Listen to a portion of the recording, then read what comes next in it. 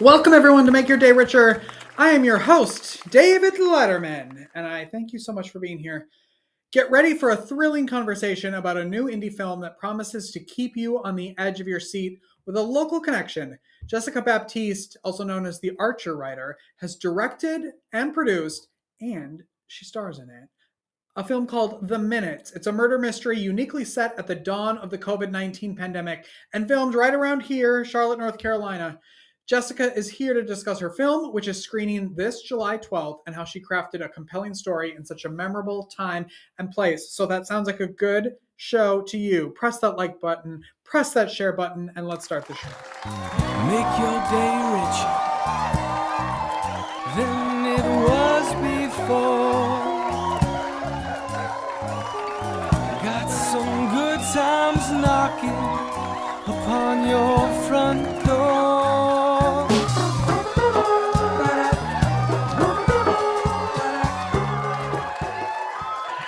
Jessica, thank you so much for being on the show. Thank you. Congratulations on The Minutes. Thank you.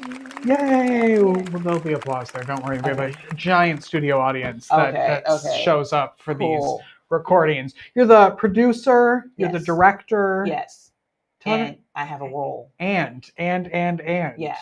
How was that? Well, first of all, tell everybody about the film. It is a murder mystery that takes place during the beginning of the pandemic, like right when we were about to go on lockdown. If anybody remembers how the pandemic went. When it felt like a murder mystery. Yeah, like you never knew from day to day what was going on. So it takes place in Charlotte, and it involves, I would say, about a group of 4 to 5 friends, and one of their spouses or ex-spouses gets murdered.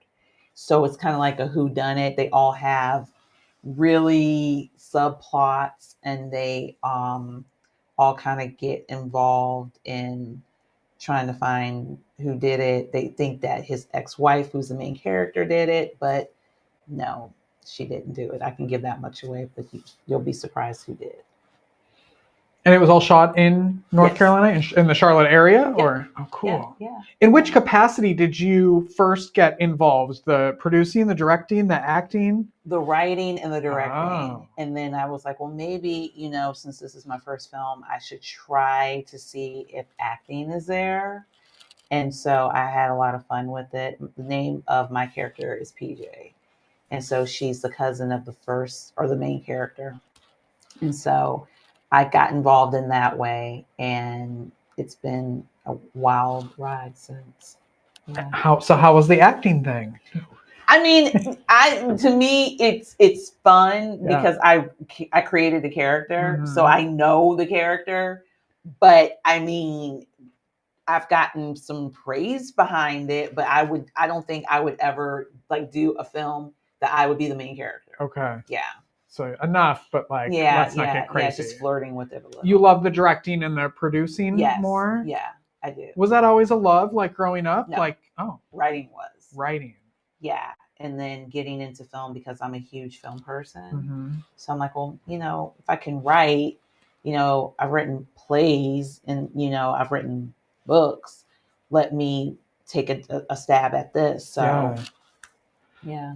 Can we talk about kind of the release plan for The Minutes? When can we see it?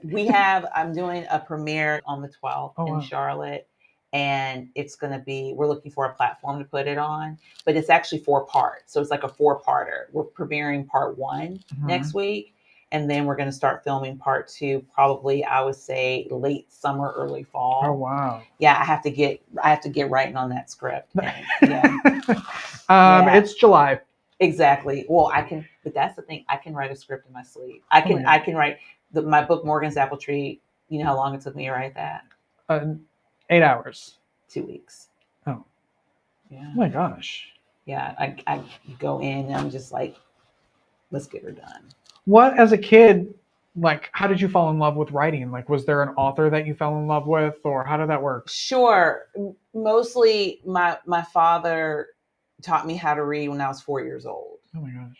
But the funny thing that led to that is I started writing words on paper unbeknownst to me. I mean, they weren't huge words. They're 4-letter words. that I didn't know that I was writing actual words.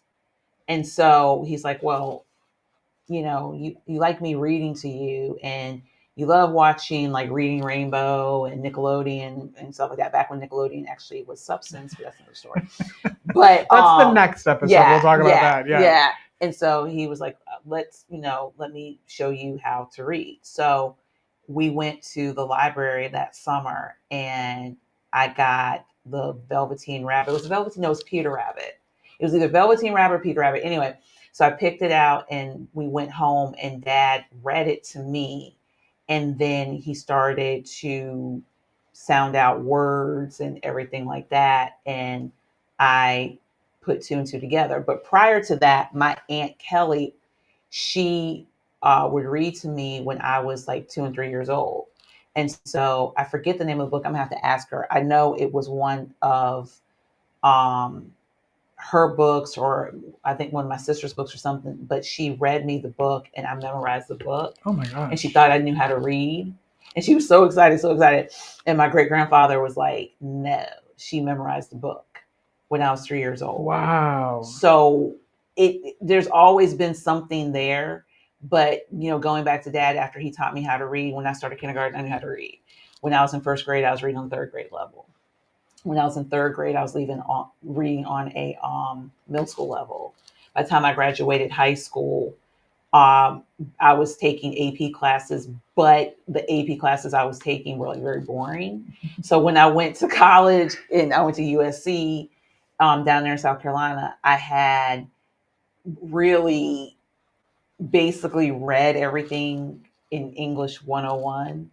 And I passed any composition class like flying colors. Oh my gosh. Yeah, I just, it's, the building block of reading it for and building and building and building and building and building. I got into writing I started writing in middle school is when I started doing a lot of writing. I had a lot of teachers that told my dad, she's a pretty good writer. You might want to tap into that a little bit. And so when it came time to take the SAT, on the verbal part of the SAT, it was like ridiculous. Wow. Yeah. What's your favorite genre to write? Do you have one? Fiction. I normally say in fiction's safe. Other things like sci-fi, they're a little bit more complicated because you have to do your research a little bit more. But I normally go into fiction, mystery type stuff. So, that's normally the range I stay in writing. Yeah. So you have the minutes that we're going to have a premiere for part 1. Yeah. And then are you ever working on multiple things at the same time? Not working on things. I try to stay focused on one project at a time, but I'm thinking the wheels are turning about the next thing. And so I want to do the next thing after this. I want to do something with Morgan's Apple Tree. I tried doing a screenplay on that, but the pandemic happened and it was just crazy. But I want to possibly do a movie about that, and the audiobook for that's on my Archer Writer YouTube channel. I put the first chapter up there, and a lot of people liked it. Morgan's Apple Tree was actually, I would say, hard to write because there's so many characters that make up the whole entire story. But, just so people know, Morgan's Apple Tree is about a girl named Morgan. And she has a very uncanny gift that men fall in love with her. And the motif of the tree is in her aunt's backyard. And she comes from a family of very spiritually inclined women that her aunt that actually has the house where the tree is actually a old school psychic from New Orleans. So my dad's side of the family comes from Louisiana. So I was able to incorporate a little bit of that Louisiana heritage in there. So yeah, it's pretty interesting.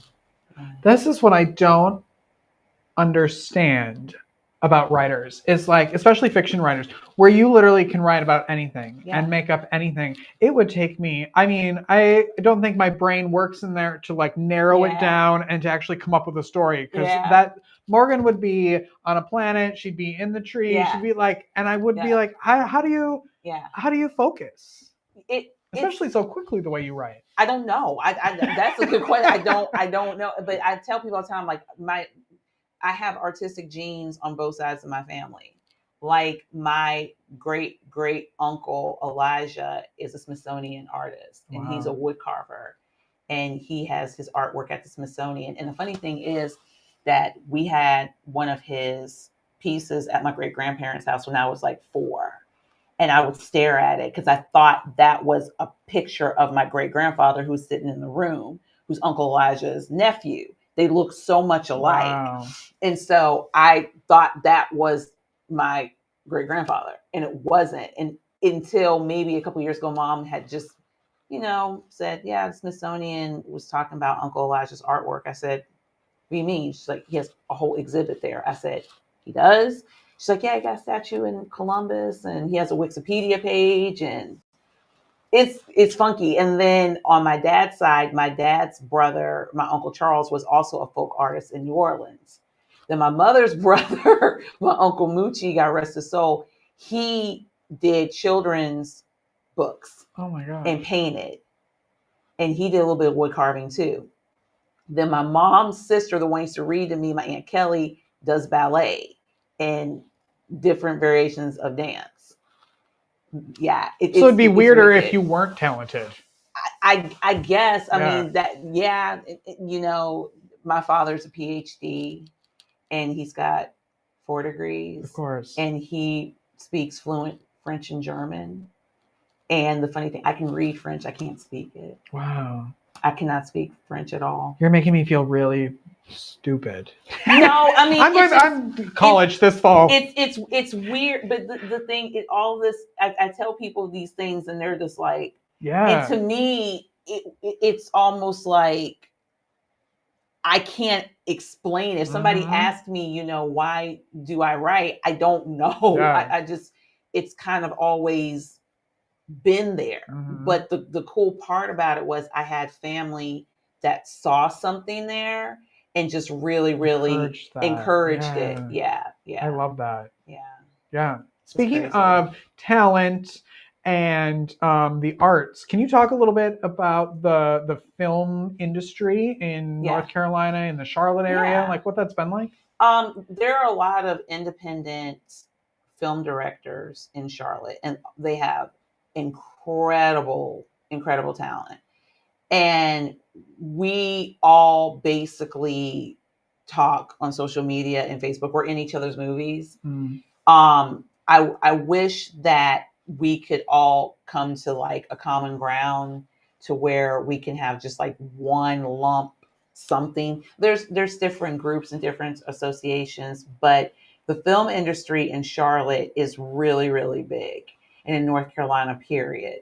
And if you're wanting to get involved, all you have to do is go on Facebook. That's how I met all my actors. Oh, wow. Was on Facebook.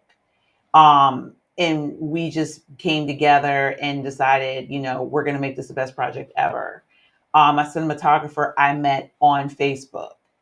There's so many groups, like different actor groups and tech groups and like any group. Yeah, on Facebook. And so we all just, post our clips.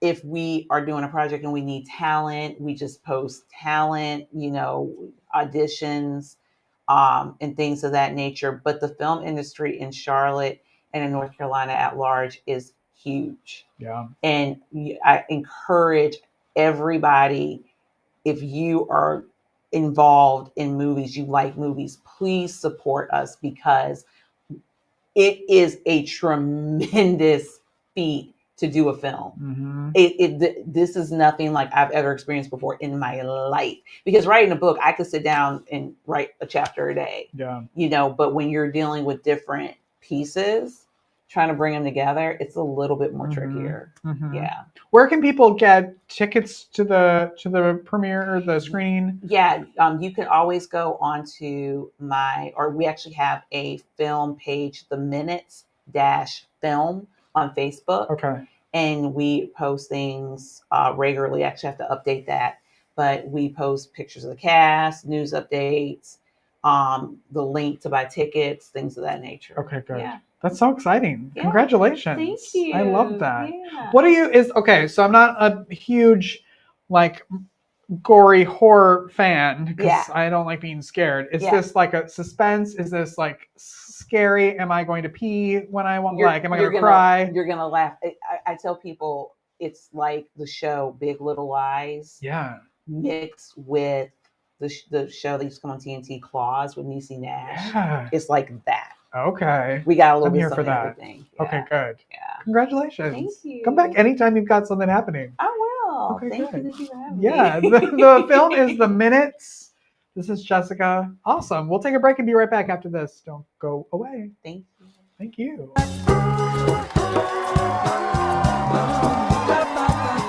Life is difficult.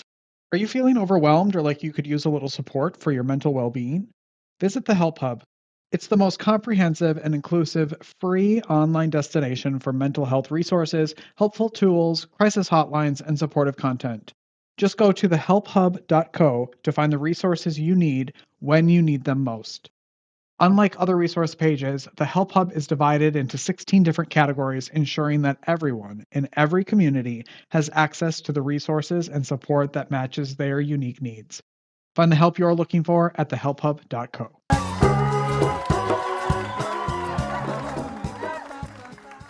Welcome back, everyone. Hey, there's a new episode of Introspection From Grief to Growth. It's a podcast that I am lucky enough to help out with Amy Lindner-Lessner of Introspection. You can find out more about her and the podcast and everything she's doing around grief at introspection.com.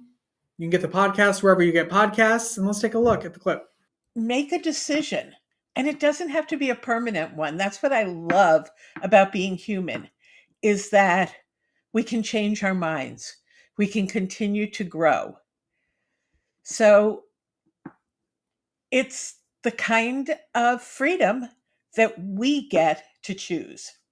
Let's start here. Grief shatters. It shatters our identity.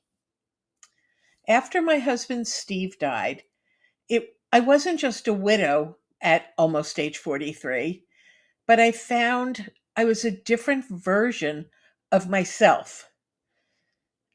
Right at that point, I was uncertain, very angry. I was tender, and I felt raw and exposed.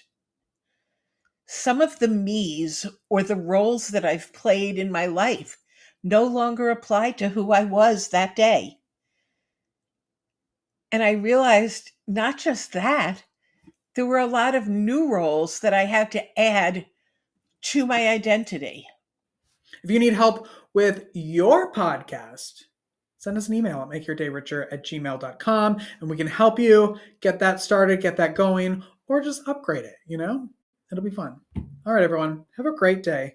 Go make your day richer. Go make somebody else's day richer. You've made mine by watching this show, and I love you for it. We'll be back with an all-new episode tomorrow. So show up, would you? Have a great day, everyone. Bye-bye.